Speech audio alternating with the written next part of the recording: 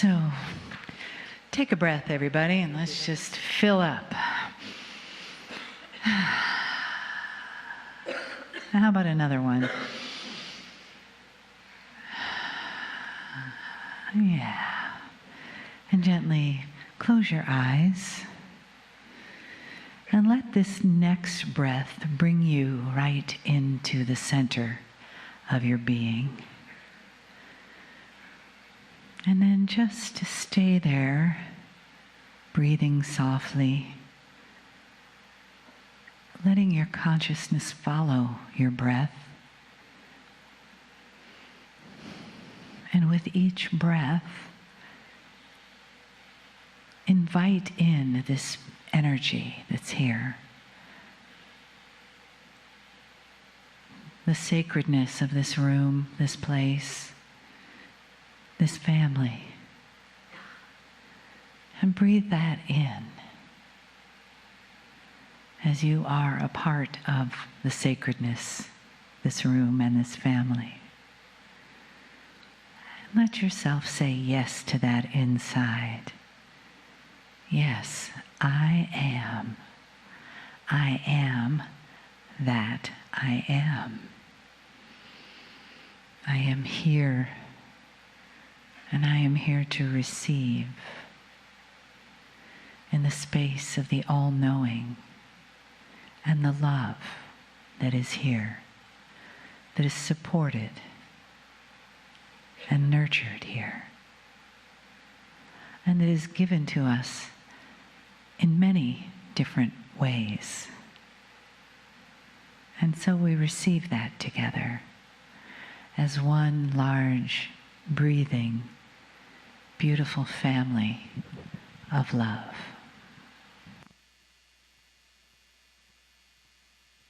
Greetings, dear ones. I'm Kryon of Magnetic Service. I sit again at the Temple of Wisdom in Delphi University.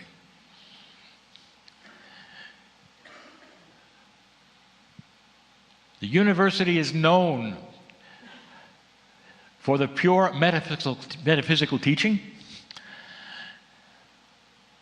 And I will tell you this, that through the Akash of Marshall and Patricia, they remembered something, and I'll talk about it later, even tonight. Not through the brain, but another way, they remembered something, and that was the original core teaching wheel of Lemuria. Applying that to modern days, nothing much changed. And that was what is taught here in this place and in this temple of wisdom. A part of it resides. The wood resounds with their voices and their energies and remembers this teaching. It is carried yet today by their children and their staff. And they know it. And they're remembering it. And to the best of their ability, these core, pure love teachings can be carried on, untouched, untarnished, and beautiful. I am in this place that I often visit, and it changes the way we channel and what we channel. And the reason is this: even the elements are one with consciousness on this planet. And the more of these things are realized and the healings that occur in places like this, on this campus, the more powerful these truths become. And in the power of the truth, it goes literally into the crystalline grid, into the carpet and the wood, the intent of the builder, and it remains here. If it were possible for you to come into this place late at night on your own, there would be activity, and you'd feel it. And you could stand seemingly all alone here, And you might even hear the voices of those who built it. It is sacred by design, beautiful, and it continues. Through free choice of those stewards, it remains pure. And so when we come to a place like this that's all warmed up and ready to go, the channelings sometimes are a bit different. These midday channels are often about those who sit in the chairs and what they bring here. Channeling is unique to every single human being who channels. Absolutely. There is no manual that says this is what it should be, this is what it should sound like. There instead is a manual of love, of purity, of potential, of possibility, of opening the door to the higher self. And when that door is open, some will channel that which is their sacredness. Their own higher self will come forward, help guide their lives. Sometimes it will speak to others, sometimes only to them. Profound channels. Sometimes another entity, if you wish to call it that, an energy, will come in. That's what happened to my partner. Some would say, well, what if my partner had never said yes? What if he liked his career and liked his man brain and didn't want to wander into that which was odd and unusual? And the answer is one that is practical but real. There are others who would have said yes, and this would have happened with someone else. Because as Kryon, I will tell you I'm here for the shift, and there's nothing that would have stopped my coming. Because humanity is ready, through channeling, to hear truth. And the truth is this: you are born magnificent. And now the magnificence starts to show. And in that you discover yourself.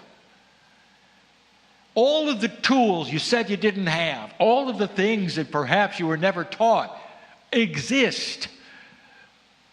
You start to be shown what they are, what they might mean, what the energy feels like.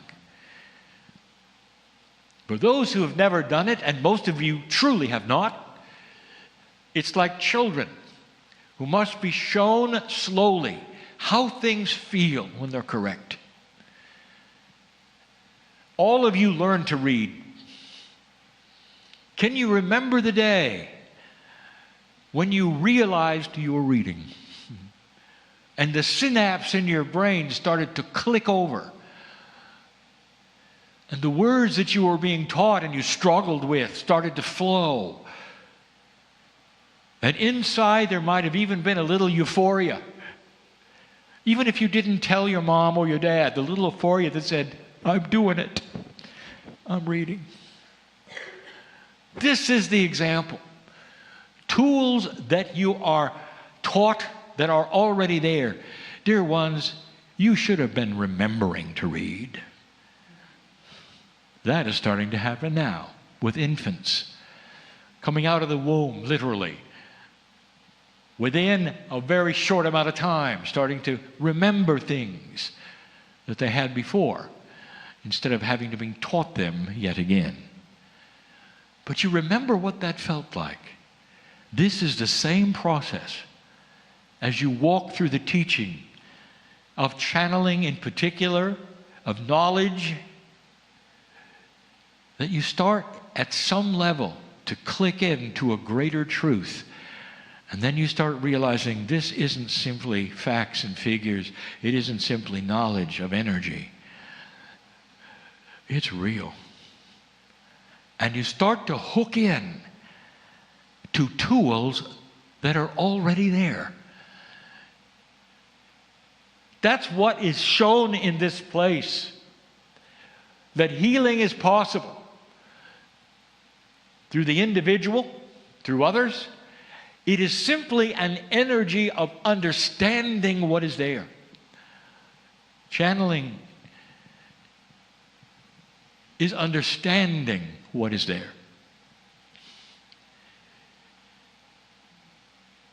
The wisdom that are in these chairs is amazing. For every single one of you, there is no holdout here, has been here before.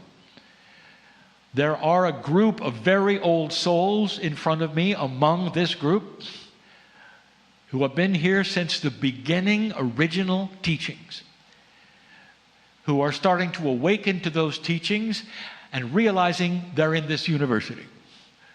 Ringing true in every word.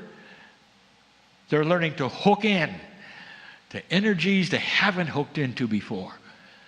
And they start realizing they are in full control of their lives.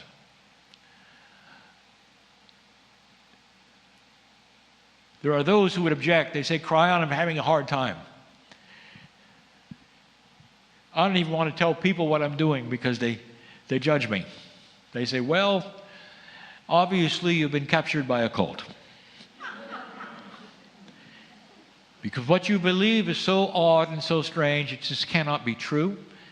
We wish you the best, but I don't think we're going to go to lunch anymore. I'm having a hard time holding my own among these things. I really don't know what to do. Every single one of you, I want you to take a trip with me. If you hadn't noticed before, the walls of this place are covered with pictures. And the pictures are often designs, and sometimes they're of people. Sometimes they are masters of the past. They represent cultures that are far, far away, and some which are yours. In a round building, there is no bias. The east-west is not really known as you sit in here. And in the roundness, like the circle of the Lemurian teaching wheel, there is no bias that would say this was right, this is wrong. Even the dais is disguised, and the altar. And the real center is where the crystals are, where the fulcrum is. All this to say that there doesn't seem to be a central doctrine or a prophet in the building. It seems to be instead a celebration of all that is. So what is it trying to say to the one who might walk in here who has no idea what they do here? They may be confused, and they may say, well, they've just thrown it all together in hopes that one of them is right. And that is the linear thinker who will walk into a metaphysical bookstore and be so confused and leave and say they have no idea of truth. Not understanding that the core truth is on all the walls. Because the core truth goes beyond that which is doctrinal. It goes through the ages, through the prophets. The core truth comes from the center of every single human being, represented in that which is the higher self. The oneness of all things is the master of wisdom. This little trip I want to take you on is one where I want you to meet a number of masters. Pretend for a moment that on a grassy hillside, they're all there. I'm not going to give their names because you'll recognize them by their faces, perhaps, by their cultures, perhaps, by what you've taught, perhaps. And they're the masters of the ages. Some of them called prophets. Much scripture from all cultures has been written. And there they stand. You have to wait for a moment because right at the moment they're in a circle holding hands. And then they break the hands and they look at you and they hold them wide open as to say, why don't you come? Come and listen. Now, right there at this juncture, I want to ask you something. Are they strange? Are you going to run the other way because they're a cult? And the answer is no. Because no matter who you are on this planet, no matter what spiritual system you may have, they're all standing there together. You may be motivated to one more than another because you've been taught more about the one than the other. But they're all equal. All have had an impact on this planet that is profound and still is. And they all stand there with their hands open, in peace, smiling, as to say, why don't you come over? Why don't you sit down and just listen for a moment? And you do, because you're not afraid. You're not afraid because of what you know about one of them, or maybe two of them, or maybe all of them. What you know is they are filled with love. That they are so safe, that they've done miracle after miracle, that they love humanity. Beautiful, they all are. Their face shining like they had their own energy of the sun itself. And you feel so good, and you say, I can hardly believe that I could be here. And then you sit at their feet. And then something happens which startles all of you.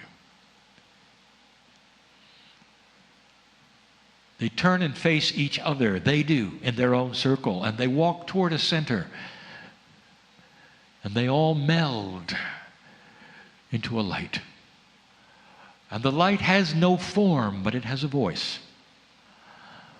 And you begin to listen to the voice, and you realize it's the voice of all of them at once. And you start to listen to that which they have to say. And they start telling you of your magnificence on the planet. They start telling you how blessed you are to be in this shift.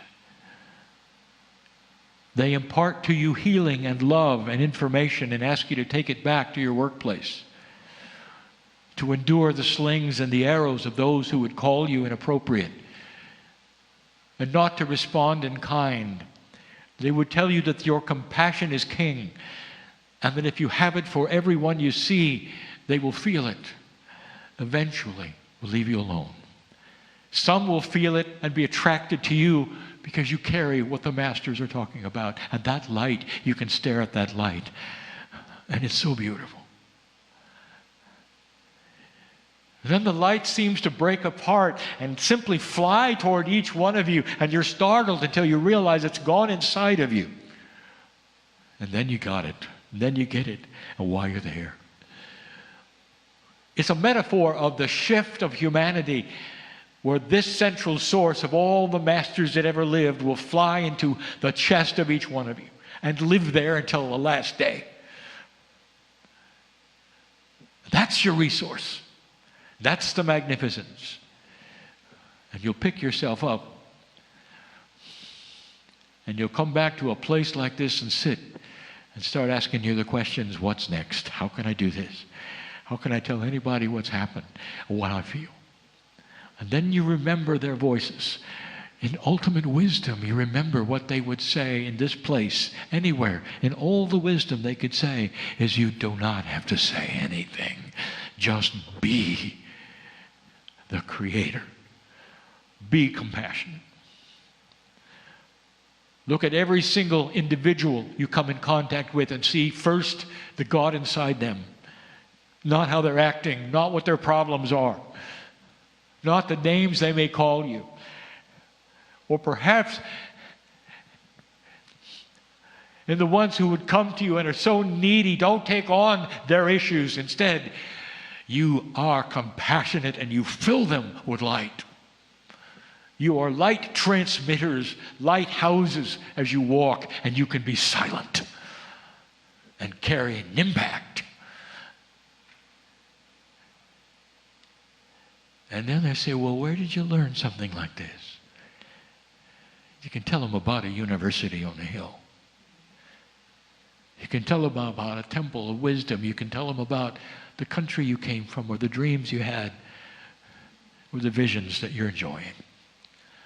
You can tell them that it's real. Everything they learned about the love of God anywhere is real, but it's bigger than they were taught. That it lives in everyone and is ready to be received with a new tool set on this planet. That's wisdom. Tonight we'll tell you a little more about the wisdom of the age, of some of the things that may be happening or not happening, about the recalibration of what the word wisdom itself may mean. Meanwhile, I just gave you the core truth of the magnificence of who you are, that it's allied with every master who ever lived, as represented in this room, partially. Go from this place, even now, differently than you came, and listen again to these words, that you might be refreshed with the knowledge that you didn't expect. That is your legacy. Also, to awaken at this time and carry something you didn't expect, called your own magnificence. And so it is.